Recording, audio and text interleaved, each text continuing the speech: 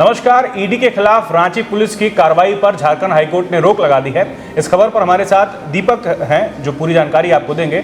आपने देखा कि कल 15 जनवरी को जिस तरीके से संतोष कुमार जिससे पूछताछ के बाद उन्होंने एफआईआर दर्ज कराया, उस एफआईआर के बाद से रांची पुलिस ईडी में पहुंचती है और ईडी दफ्तर पहुंच करके लगभग 9 घंटे 8 घंटे तक छापा मारती है और इस दौरान यह मामला कोर्ट पहुंचता है। ईडी जो है कोर्ट का रुख अपनाती है और उसके बाद एक रीट याचिका दायर की जाती है और उस रीट याचिका पर आज सुनवाई हुई और उस सुनवाई में जो है ईडी के खिलाफ जो जांच चल रही थी रांची पुलिस की, उस पर रोक लगा दिया गया है। कई ऐसे महत्वपूर्ण आदेश हैं जो हाईकोर्ट की तरफ से पारित किए गए हैं। दीपक से समझते हैं कि कोर्ट के वो क्या बिंदु है और किन पर जो है वो कौन से आदेश है जो महत्वपूर्ण है। दीपक बताया जाए। देखिए, झारखंड हाई कोर्ट में जो ईडी के द्वारा दाखिल क्रिमिनल रिट याचिका पे आज सुनवाई हुई, क्योंकि ईडी के तरफ से सीबीआई जांच की मांग जो है वो की गई थी।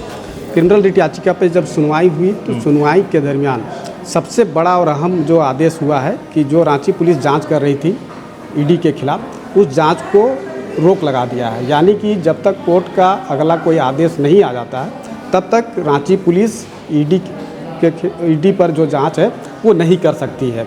दूसरा सबसे इम्पोर्टेंट और महत्वपूर्ण जो कोर्ट का आदेश है कि इस पूरे मामले में जो रिस्पोंडेंट है संतोष कुमार, वही प्रतिवादी है, उनको पार्टी नहीं बनाया गया है, तो उनको पार्टी बनाने का जो निर्देश है वो दिया गया है। केंद्रीय गृह सचिव को भी पार्टी इसमें नहीं बनाया गया था, तो उसको भी केंद्रीय गृह सचिव को भी पार्टी बनाने का निर्देश हाईकोर्ट का दिया गया है। इसके अलावा राज्य सरकार को 7 दिन के भीतर जो है पूरे मामले में जो है जवाब दाखिल करना है और रिस्पोंडेंट जो संतोष कुमार है उसको 10 दिन के भीतर जवाब दाखिल करना है। सीबीआई जांच की मांग थी, उस पर विचार जो है वो किया गया है, लेकिन उस पर जब अगली तिथि को जब 9 फरवरी को सुनवाई होगी उसके उपरांत देखना होगा कि कोर्ट का क्या कोई आदेश आता है। लेकिन सबसे इम्पोर्टेंट यही है कि जो ईडी जो जांच एजेंसी है जो जांच करती है उसके दफ्तर पर पुलिस पहुंचती है और जांच करती है, छापेमारी करती है, तो वो कार्रवाई पर जो है झारखंड हाईकोर्ट ने रोक लगा दिया है। अब जब तक कोर्ट का अगला कोई आदेश नहीं आता तब तक ये कार्रवाई नहीं कर सकती है।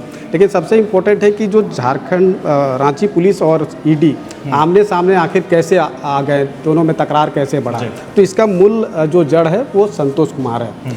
पेयजल विभाग में अनुबंध पर यह कार्यरत कर्मचारी है और पेयजल विभाग से संबंधित जो गड़बड़ियाँ हैं उसको लेकर ईडी जाँच कर रही है। संतोष कुमार पहले भी जेल भी जा चुके हैं, हालांकि वो जमानत पर हैं।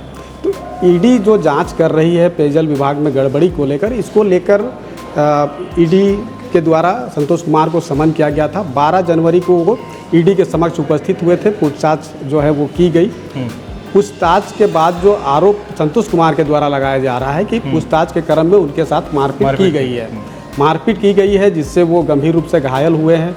रिम्स में जो है उनका इलाज चल रहा है। ये आरोप संतोष कुमार के द्वारा ईडी के अधिकारियों पर लगाया गया है और इसको लेकर एक एयरपोर्ट थाना में एक प्राथमिकी भी दर्ज की गई है और उसी प्राथमिकी के आधार पर रांची पुलिस जो है कल बीते गुरुवार को ईडी के दफ्तर में एंट्री करती है भारी संख्या में पुलिस बल के साथ। और जब पुलिस वहाँ पे एंट्री करती है, जांच करती है, उसी दरमियान सीआईएसएफ के जवान को वहाँ पे बुलाया जाता है। तो कहीं ना कहीं टकराव की स्थिति जो है वो खास तौर पे देखने को मिला और इसको लेकर सियासत भी खूब हो रहा है। जिस तरीके से पश्चिम बंगाल में देखने को मिला कि ईडी किसी मामले को लेकर जाँच करने पहुँची और पश्चिम बंगाल जो सरकार है वो सिर्फ सड़क पे आ गई जी। तो जिस तरीके से वहाँ का जो सिनेरियो रहा उसी तरीक़ा से यहाँ भी उसी तरीक़ा का सिनेरियो देखने को मिला। अब 9 फरवरी का दिन सबसे महत्वपूर्ण होगा। उस दिन सुनवाई में क्या कुछ जो है तथ्य सामने आते हैं, कोर्ट के द्वारा क्या कोई और आदेश आता है, ये सबसे इम्पोर्टेंट होगा उस दिन जब इस पूरे मामले की जब सुनवाई झारखंड हाई कोर्ट में होगी। लेकिन कल जिस तरह से हमने कहा, कल 3 चीज़ें और 3 गतिविधियां देखने को मिला। एक तरफ ईडी के दफ्तर पर पुलिस की एंट्री होती है, जांच होती है, उस कार्रवाई के खिलाफ ईडी झारखंड हाई कोर्ट का रुख करता है, क्रिमिनल रिट याचिका फाइल करके सीबीआई जांच की मांग करता है। तीसरा, जो संतोष कुमार है उसकी पत्नी ललिता सिन्हा पीएमएलए की विशेष कोर्ट में एक याचिका दाखिल करती है और सीसीटीवी फुटेज की जो मांग है वो की जाती है कि 12 जनवरी को पूछताछ के क्रम में हुआ क्या था।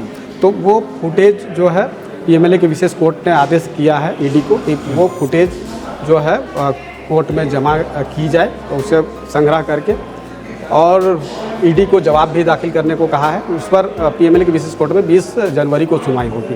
तो एक तरफ 20 जनवरी को पीएमएलए की विशेष कोर्ट में सुनवाई होगी। दूसरी तरफ झारखंड हाई कोर्ट में आगामी 9 फरवरी को सुनवाई होगी। और दोनों ही सुनवाई इम्पोर्टेंट है, क्योंकि जो हमने कहा भी कि रांची पुलिस और ईडी के बीच जो तकरार का जो मुख्य वजह है वो संतोष कुमार है, जिन्होंने एफआईआर दर्ज कराया। सुरक्षा को लेकर के भी एक बड़ा आदेश जो है जारी किया गया है हाईकोर्ट की तरफ से, और तल्ख लहजों में कहा गया है कि ईडी की सुरक्षा जो है वो महत्वपूर्ण है, संवेदनशील है, और बीएसएफ या सीआईएसएफ की बात हो रही है। इस बारे में क्या? जी बिल्कुल, देखिए केंद्रीय जांच एजेंसी जब भी कहीं पे रेड करती है, छापेमारी करती है या कोई कार्रवाई करती है, तो उसके साथ स्टेट पुलिस नहीं होता है। वो या तो सीआईएसएफ रहेगा या सीआरपीएफ रहेगा या फिर बीएसएफ रहेगा, जो सेंट्रल पुलिस है। तो अभी जो तकरार की स्थिति जो कल देखने को मिला, और उसी को लेकर के झारखंड हाई कोर्ट ने एक महत्वपूर्ण आदेश दिया है कि पारा मिलिट्री फोर्स या चाहे वो सीआईएसएफ हो या बीएसएफ हो, वो पूरी तरह से अब ईडी कार्यालय का सुरक्षा संभालेंगे। प्लस रांची एसएसपी भी जो है सुरक्षा को लेकर सजग रहेंगे कि किसी भी तरह का कोई वहाँ पे कोई मूवमेंट ना हो, क्योंकि ये जांच एजेंसी है। आप समझ सकते हैं कि जब कोई एजेंसी जांच करती है और उसी एजेंसी के पर अगर कोई जांच करने के लिए पहुंच जाता है, लेकिन चूंकि दोनों ही विषय कंट्रडिक्शन है, इसलिए भी कि ईडी के अधिकारियों पर भी एफआईआर हुआ है, तो इस लिहाज से दीपक एक आखिरी इसमें महत्वपूर्ण बिंदु, आप जब कोर्ट पर नजरें बनाए रखे हुए थे, आप कोर्ट कवर कर रहे थे आज सुबह से जब सुनवाई हो रही थी, तो ईडी के अधिकारियों की तरफ से या फिर ईडी के वकील की तरफ से वो क्या दलील पेश किए गए, वो उन्होंने क्या मतलब आरोप लगाया, संतोष कुमार ने जिस तरीके से आरोप लगाया, और जो झारखंड पुलिस रांची पुलिस जाकर के दफ्तर में छापा मारती है, तो क्या कोई ऐसे आरोप भी लगाए हैं जो दर्शकों को नहीं पता है या आप बताना चाहें इसमें कुछ? जैसे बाबूलाल मरांडी ने कहा कि ऐसे कई अहम दस्तावेज हैं जिसे छेड़छाड़ करने की कोशिश जो है की जा सकती है, तो क्या इस तरह की बातें जो है ईडी के अधिकारियों की तरफ वहाँ पे दलील में पेश किया गया, ऐसा कुछ? देखिए, सुनवाई के दरमियान ईडी के तरफ से ये कहा गया कि जो पेयजल विभाग से संबंधित जो गड़बड़ियां हैं उसको लेकर के जो जांच है वो ईडी कर रही है। उस जांच को प्रभावित करने के मंशा से जो है रांची पुलिस इंटर की और जो है वहाँ पे कार्रवाई की, तो ये ईडी का पक्ष था। इसके रांची पुलिस के तरफ से यह कहा गया कि संतोष कुमार को पूछताछ के लिए बुलाया गया था और पूछताछ के क्रम में उनके साथ मारपीट की गई, और मारपीट की गई, जबकि ईडी की तरफ से ये बताया जा रहा है कि मारपीट जो है नहीं की गई है, वो खुद को चोटिल किया है। खैर ये तो जांच का है, ये अब चूंकि अब जांच का विषय है, अब जांच होगी तभी तमाम चीज़ें स्पष्ट होगी।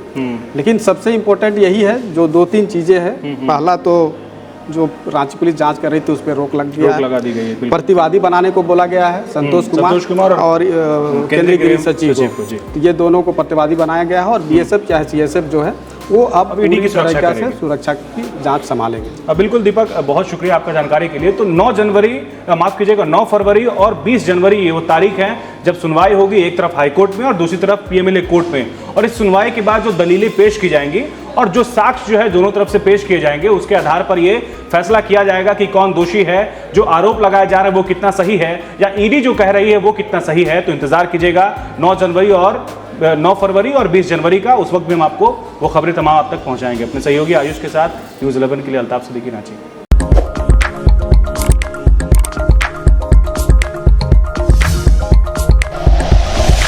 Like and share videos, subscribe करें हमारा चैनल और प्रेस करें बेल आइकॉन। न्यूज़ 11 भारत, सच है तो दिखे।